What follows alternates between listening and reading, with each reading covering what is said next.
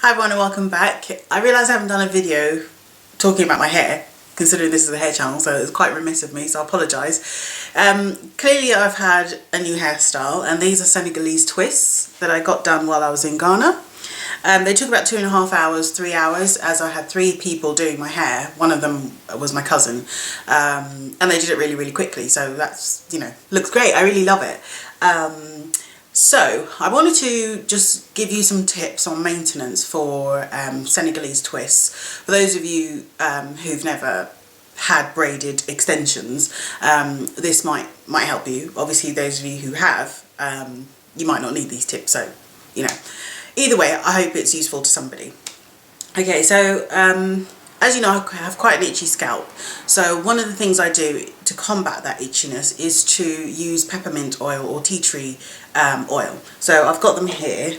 This is tea tree oil, thank you, and that one is peppermint oil. You can see the label. Anyway, it's peppermint oil, trust me, it's peppermint oil. And what I do is I mix it in with other essential oils into a spray bottle. This is an old spray bottle from another product that I had, and I've kind of made a mishmash of things in here. It's partially some of the oils that was in here before, which consisted of jojoba oil, grapeseed oil, and some other oils, I can't remember, but I then added the tea tree oil and the peppermint oil to this bottle to make a mixture that would help with an itchy scalp. And if you've ever had braids before, you know that over time the braids start to itch. I don't know why, but for me they always have. So this is my little concoction that I created to help with my itchiness. Now obviously you can buy this stuff. They sell stuff that is specifically for itchy braids, but I've never found them very useful. So this method is much more useful to me. And also what's really great is that as you have these braids in over time, as you scratch, you end up, you know, lifting up dead skin, which looks like dandruff. Well, it is dandruff, dead skin on your scalp, and it looks quite unsightly. So this is a great method of literally just melting that dead skin away.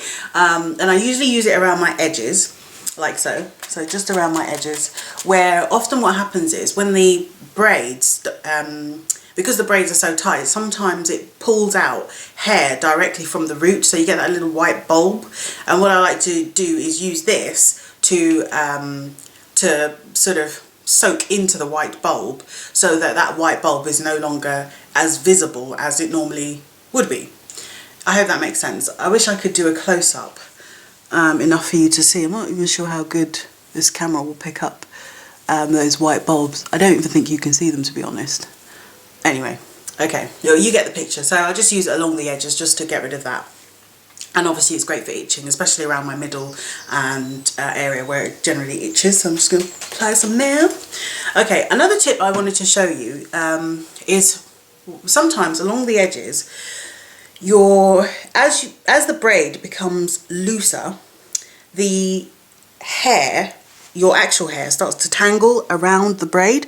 So let me just show you here. Find a different angle. Okay, now what tends to happen is here you will see that the hair starts to tangle right around here.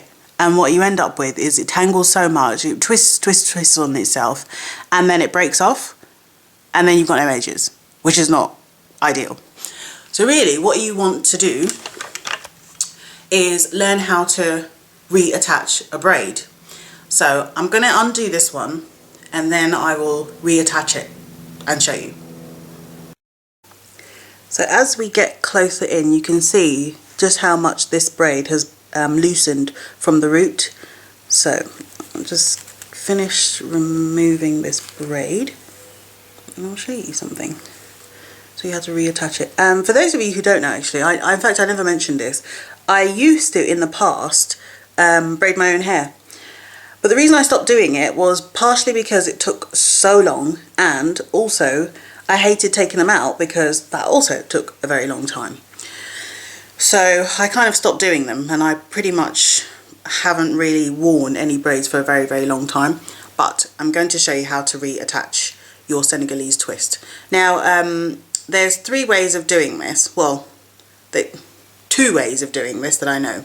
Okay, so as I've removed it, you can see that the braid is attached into 3. So what the braider has done is crossed over one part of the braid, like so. So this is one, so it's 2 pieces of braid, right? 2 pieces of braid, which they've crossed over, like so, right? Creating 3 strands, like so, right? So I'm just going to use this method to do it, but there is another method where you can just make 2 strands and then you just attach it straight. So I'll show you both methods. So this is the first method, and this is the way that the braiders did my hair. So here's your piece of hair, and it's probably best you just untangle it, because clearly in this instance it's untangled. And I've had these in for about, is it a month now? You can see, not sure if you can pick this up, but I've got a lot of shed hair here. More so shed hair than broken hair. Yeah, I don't really see much breakage there, but it's mainly broken hair because I can tell by the bulb at the end. So it's hair that's come directly out of the root. Okay, so first method, 3 strands already created with your extension braid. So you grab this hair here, and then you use the 3rd strand, the middle strand, to attach to your actual hair. Okay, and then you come round, and then you start braiding. I hope this is clear. Oops, I've even done it too loose. Do that again. So here's your strand of hair, here's the middle strand of extension. So you attach it like that. So you just place it against the base of your hair, and then grab that other hair with your fingers and then attach, and then you start braiding as if you were doing a 3-strand braid, right? So, and then once you get a little bit past maybe about 1 inch, like so, you then combine the 3 into 2 braids. So then you start to create your Senegalese twist. Okay? And that's how you reattach your Senegalese braid. If any of them are falling out, or you're worried about your edges, you can see my edges are, I've never had particularly thick edges, but they have been slightly affected by this style, but you get the picture. Okay, so I'll show you the other method, where this is a different method of doing it, where you just do 2 strands.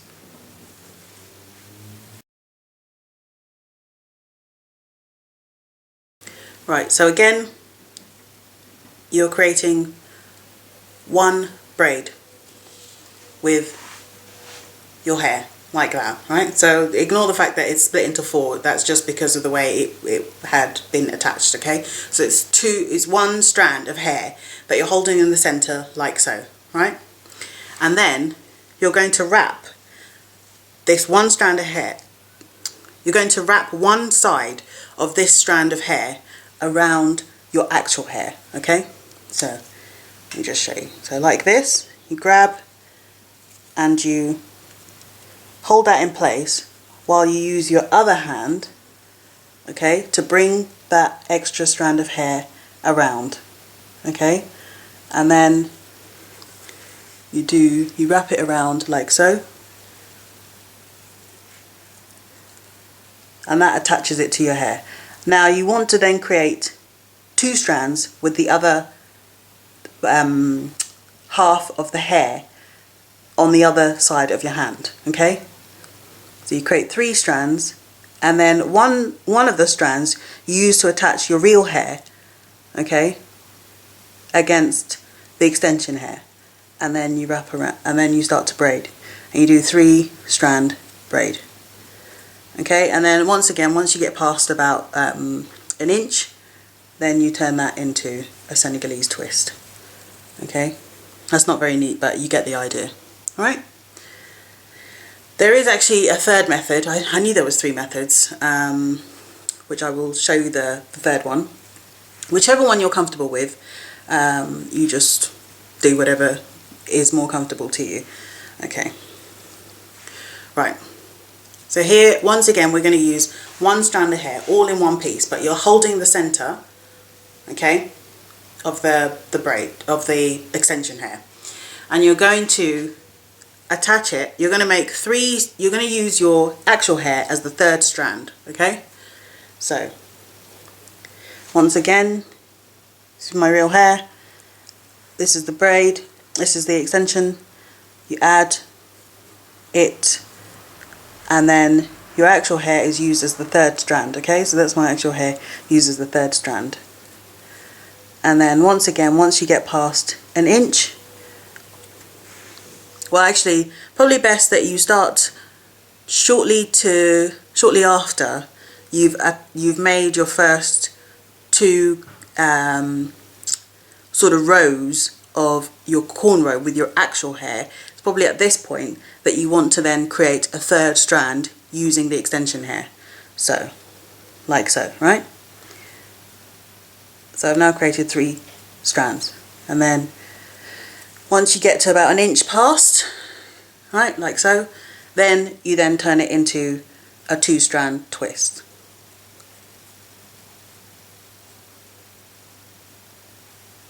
Okay, that one's been a little bit stubborn. So,